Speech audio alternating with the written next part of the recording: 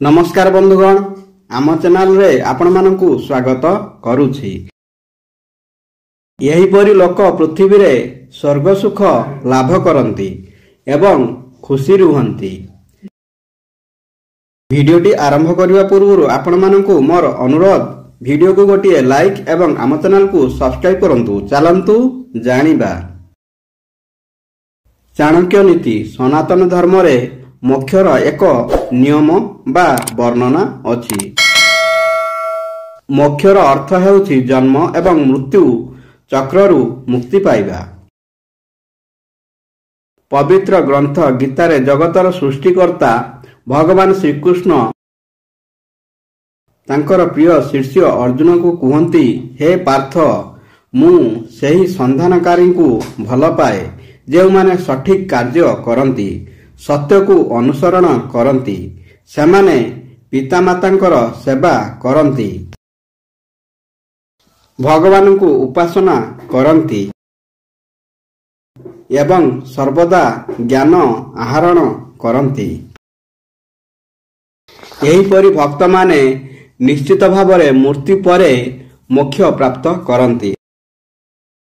आचार्य चाणक्य नीतिशास्त्र रे धर्म एवं दैनंदिन जीवन रे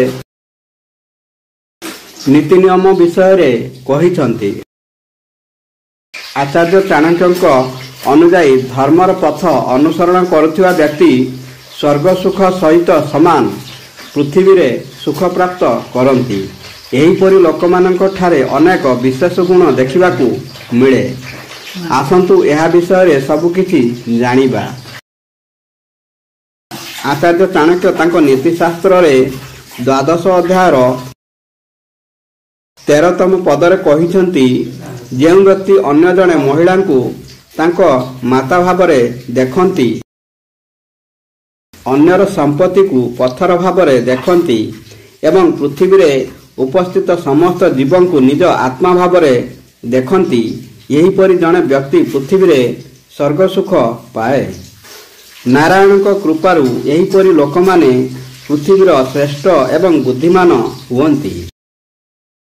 परवर्ती पदरे आचार्य चाणक्य भद्रलोकंक विषय रे कहिसंती।